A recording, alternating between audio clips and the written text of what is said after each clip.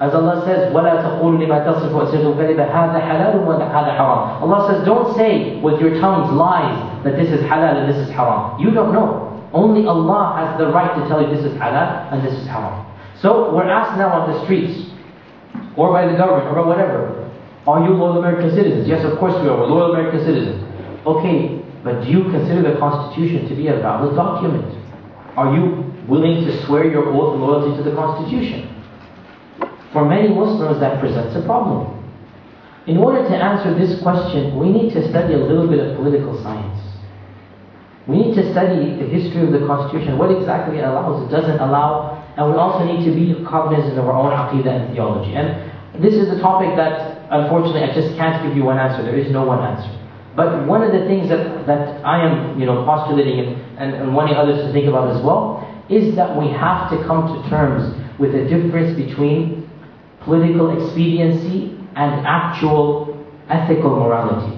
Where we say that politically, yes, I agree to the Constitution, but morally as a Muslim, I submit to the law of Allah. I think we have to come to some type of dichotomy here, that we have to say this, and we should even say this, is that yes, I agree that we and you all have this right to do what you're doing from a legal perspective. But from a moral perspective, no. The law of the Sharia is what is law to me. So for example, somebody comes and says, what do you think of, let's suppose, and it's only a matter of time, let's be realistic, 5 years from now, if not sooner, it will become completely legal to have gay marriages, okay? Suppose.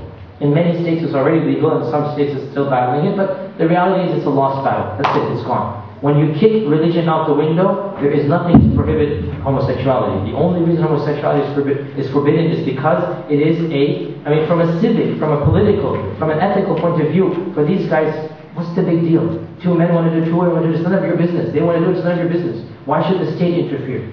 From their perspective, that's right, from their perspective. So eventually, it will become completely legal. Now you're asked, as a Muslim, what is your view on homosexuals? What is your view on homosexuals? If we say homosexuality is a complete abomination, it should be abolished, it should be this and that, people are going to say, why? The only response we can really and truly say is because my religion says so. We can't really say something that will be more solid than that, because my religion says so. So the question arises, so you want your entire religion to then be manifested in the Constitution? You want your entire religion to take over? Or what? In order to respond to this, I think what we should say is that politically and legally, really whatever the courts decide, these are ongoing battles. I don't have to say yes or no. I can leave it to them. Ethically and morally, I have the right to feel what I want to feel. So the Constitution guarantees me that right.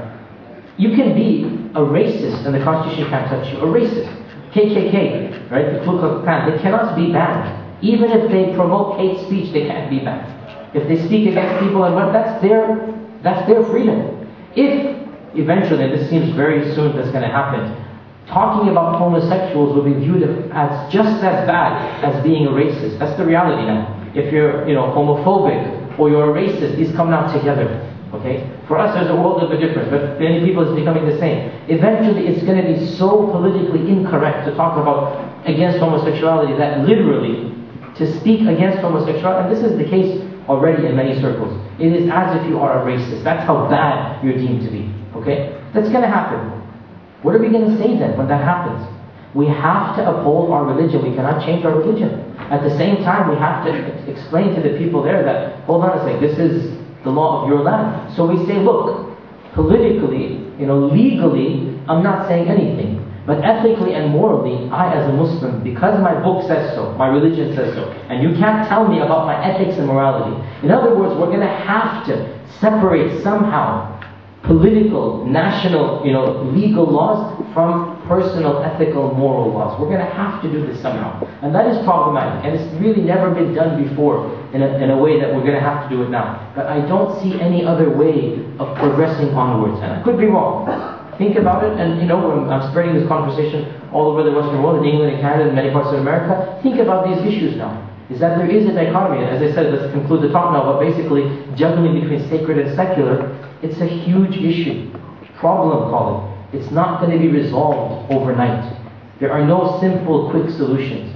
It is a very deep issue that affects us as a community. And it affects us more than it affects any other community. We are a group of foreigners living in their land. Even if third generation, we're still going to be from somewhere else, right? Even though many of them were from somewhere else, but as I said, their language and their skin color and their religion made them the same. There are no such thing as Italian Americans and Greek Americans. They're all Americans now.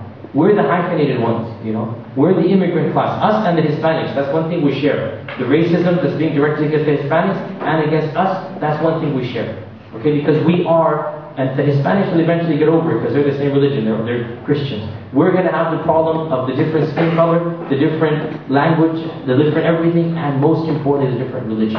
In order for us to feel healthy and to feel comfortable, and for other Americans to feel comfortable like us, we're going to have to discuss these issues publicly, debate them, have our ulama, have our political scientists, have our lawyers, and come to some type of working goal that, inshallah ta'ala, preserves our religion, and at the same time, it makes us feel, healthy and capable of being productive American citizens.